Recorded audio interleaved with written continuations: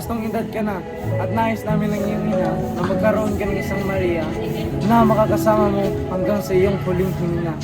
Ngunit Ama! Anak, kagabi lang namin ito pinagdesisyonan ng ama mo.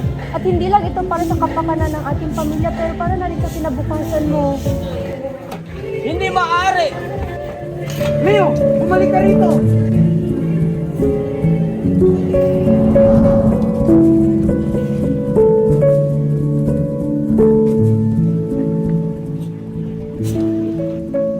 Hindi maaari ito! Leo, anong nangyari? Bakit ganyan ang iyong mukha? Dapat itong malaman ni Siguro. Ano ba talaga kasi ang nangyari?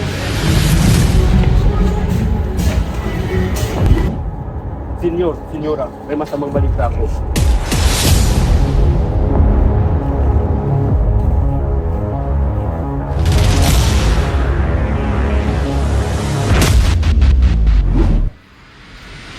Ano ba ang nararapat natin gawin upang mahikayat ang ating anak na lumayo sa lalaking iyon?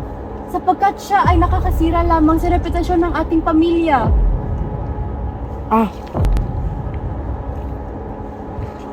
Lo, simple lang naman ang ipapagawa ko sa iyo, Raul. At ano naman ang kapalit niyan, senyor?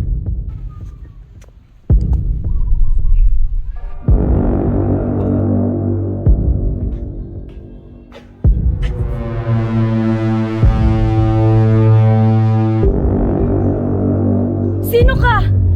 Sino to? Sumagot ka!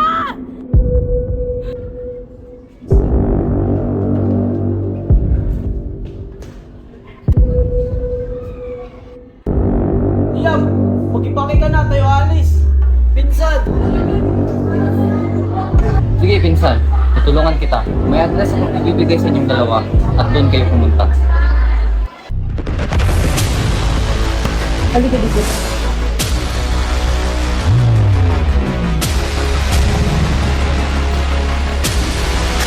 Pinsan, nandito na kami!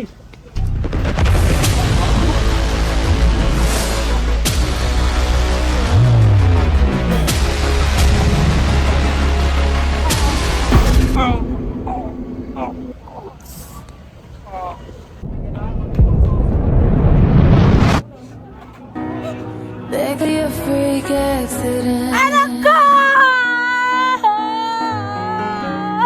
There could be a fatal disease. I know we hate to think about it, but this is real.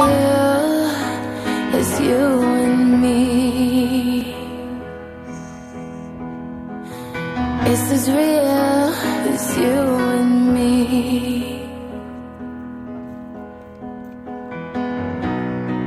We could all fall down before our Savior could return. I know we hate to think about it, but it's as real